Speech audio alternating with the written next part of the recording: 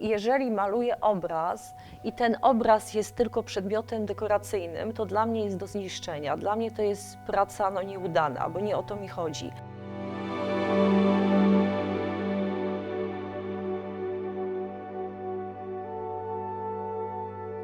W momencie, kiedy nakładam warstwę na warstwę i kolejną warstwę i przychodzi taki moment, że już nie widać, jak to jest zrobione, nie widać techniki i nie widać też tej materii, tej farby na płótnie, tylko zaczyna być zjawisko, zaczyna to żyć, zaczyna to migać w oczach, zaczynają się zjawiska jakieś optyczne, ale też się robi światło i przestrzeń, no to wtedy, jak to jest już zjawiskowe, to jest obraz skończony.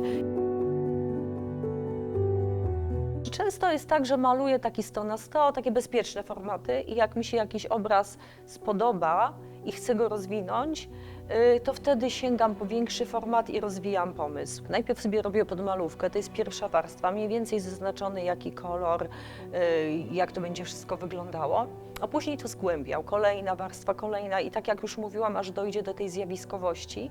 A że maluję płaskim pędzelkiem nylonowym, no to ten dukt pędzla jest widoczny, robią się takie jakby piksele.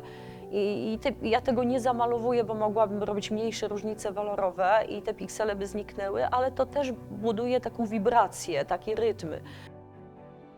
Ten rytm, który jest jednocześnie tematem całej wystawy, pokazuje, jak dobrze Tamara umie balansować pomiędzy tą harmonią i pomiędzy tą dysharmonią. Ale Tamara nam wymyka się tak skojarzeniowo, czyli wszystkie okręgi, które tworzą swego rodzaju fale, przywołują nam jako odbiorcom pewne skojarzenia.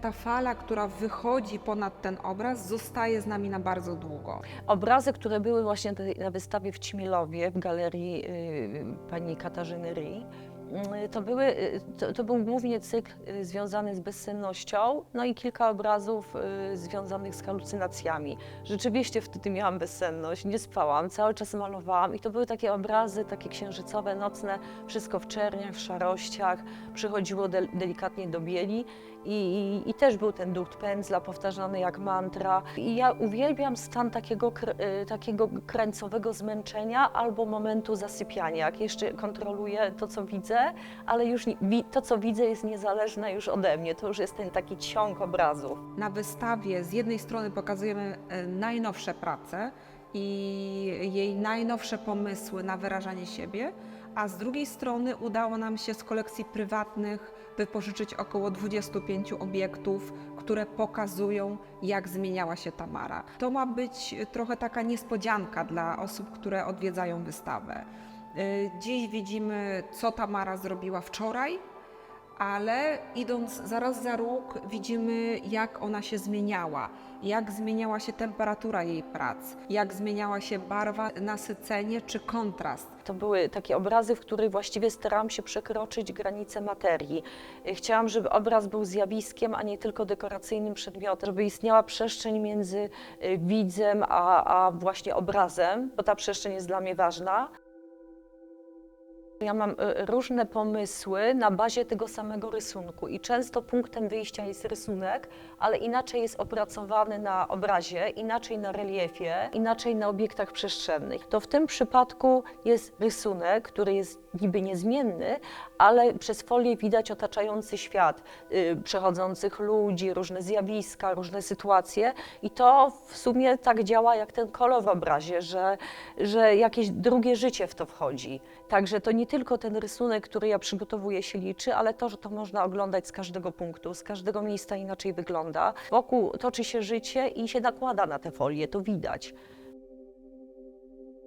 Ja jako osoba jestem bardzo nieuporządkowana, bardzo chaotyczna i bardzo autodestrukcyjna i szalona, a w momencie, kiedy maluję i tworzę taką przestrzeń uporządkowaną, to jest dla mnie rodzaj medytacji. I ja się wprowadzam w trans i później jestem szczęśliwa, spełniona i oczywiście nie mówię o efektach pracy, bo efekty są dla mnie zupełnie nieważne, tylko dla mnie jest ważny proces twórczy.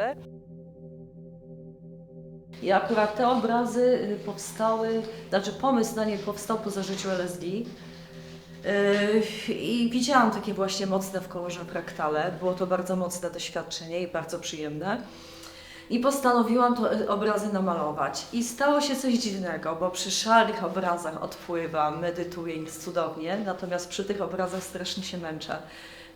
Ten stan wraca, ale nie w najprzyjemniejszej fazie, tylko w tej takiej końcowej, kiedy wszystko skacze, wszystko drga. I to będzie właściwie taki przerywnik między tym, co zwykle robię. Te obrazy to będzie takie moje doświadczenie związane właśnie ze życiem narkotyku.